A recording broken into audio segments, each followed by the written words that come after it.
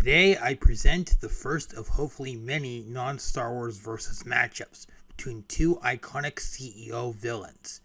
This video will be structured very loosely than much of my regular videos, and the analysis will factor in a makeshift psychological diagnoses.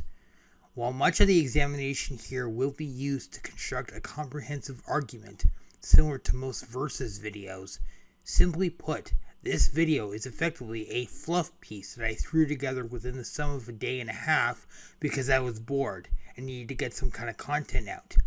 And the idea for this matchup was actually conceived much earlier after No Way Home came out, and I will be using information and sources that I got my hands on in the moment. With that out of the way, let us begin.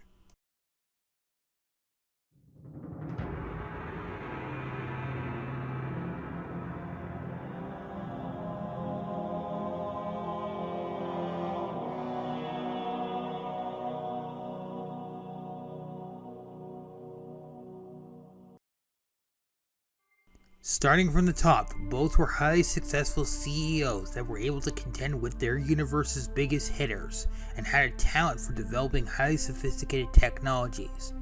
The difference is they pursued different paths to achieve a specific goal.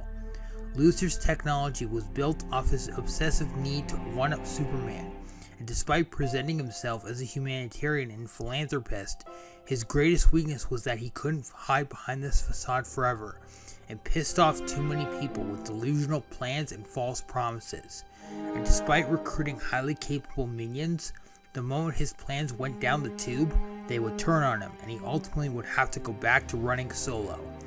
Quite simply, Lex Luthor is a narcissistic sociopath with a hero, god, and superiority complex. By contrast, Norman Osborn achieved success via creating advanced military-grade weaponry and a performance enhancement serum intended to recreate Project Rebirth. However, pressure from government officials forced Norman to test the unstable enhancers on himself, unleashing the suppressed darker side of his psyche. The Goblin functioned as a lone operator that relied on very few minions, preferring to get things done himself and ultimately achieving success with this mentality. Even after overcoming his obsession with wanting to destroy Spider-Man on every level, he worked his way to the top to become an official in a high-ranking position, only for the Goblin persona and his own delusions of grandeur to come crashing down on him. Even something as simple as threatening to kill Spider-Man's loved ones was enough to galvanize Peter and trigger a rage-filled rampage, Norman's worst-case scenario. And the insanity that drove the Goblin personality thrived on creating chaos and mayhem via terrorizing the public at grand showcases, while also convincing Norman that what he was doing was justified. See my psychological profile for more details. As battlefield combatants, both were optimized for close combat, but they favored one type over the other. Norman's best tools were his glider, the Iron Patriot armor, and the variety of explosives at his disposal, making him a credible threat, even against heroes like Iron Man and Captain America. And despite having a preference for long-range combat, was perfectly willing to engage in hand-to-hand fighting. By contrast, Luthor had a wide variety of melee weapons to choose from, but very little in terms of ranged weapons, beyond the kryptonite beams and missile launchers. Unfortunately, due to his obsession with wanting to rid the world of Superman, almost all of his weapons were kryptonite based in some fashion, with very few weapons that could realistically deal with other metahumans, with his worst case scenario being fighting an opponent that either doesn't hold the conventional methods of being similar to Superman that outclasses him in every way, i.e. the Flash, or someone he's never encountered before.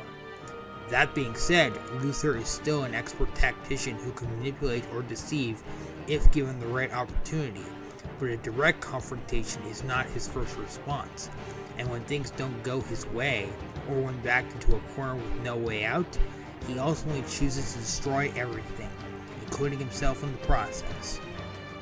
The most ideal and neutral arena for a hypothetical matchup between these two would be Gotham City, as it would allow both characters to utilize all of their relevant skills. Norman would likely first encounter Luthor during a business meeting, and see him as a threat to his power base, and Luthor would seek to take what he does not possess, i.e. Oscorp itself and all of its technologies. However, Norman would be the one to strike first, likely targeting shipping warehouses and other LexCorp assets. Luthor would only see this as an annoyance, but the moment the Goblin started targeting Luthor openly and publicly, he would take the threat seriously and gear up. However, Norman would anticipate this and be ready, likely striking Lex when his guard is down again, either tracking him down in his office or bursting into his lab as he was donning the war suit. Despite many of his weapons being designed to go after Kryptonians, Luthor would still present a significant challenge for the Goblin and would not go down easily. However, his war suit wouldn't be able to hold up forever against Goblin's equipment, and his myriad of complexes means that he will most certainly underestimate this opponent and ultimately either come short and be left a broken man or be utterly destroyed entirely. Misery, misery, misery, that's what you've chosen. I offered you friendship, and you spat in my face. Though Lex is absolutely smart enough to figure out who the Goblin is, this would waste valuable resources preparing for the inevitable confrontation and put him on the defensive, a position he is not accustomed to being in because his aggressive drive to win always puts him in the hot seat. He almost always steps up as the aggressor. The only situation I could see the Goblin losing is if Lex treated him the same way Batman treated Superman in The Dark Knight Returns, and played it smart and slow, choosing the battlefield and setting up a variety of traps, with a strong possibility of revealing that he knew who the Goblin is and exposing Norman's insecurities, before unleashing a fatal backstab with a cleverly placed hidden trap.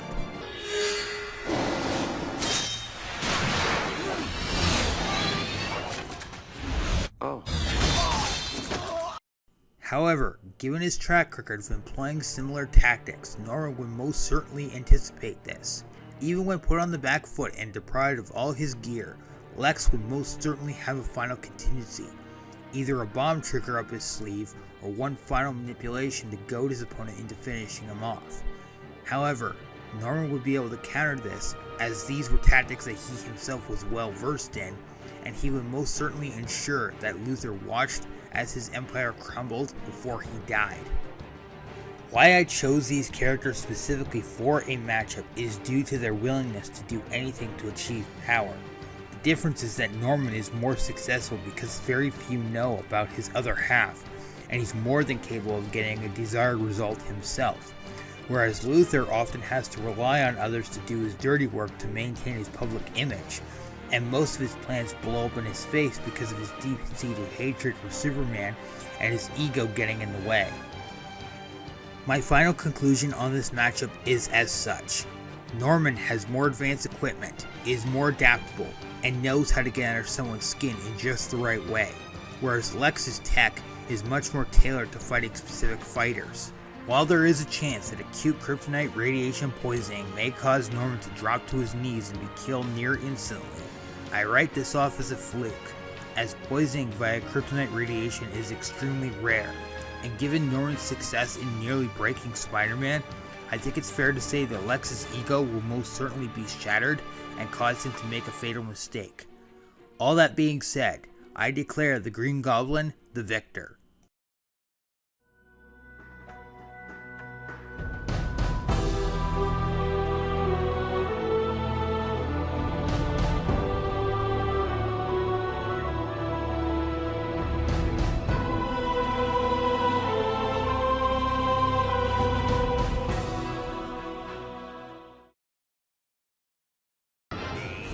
Itsy spider went up the water spout. Down came the goblin and took the spider out.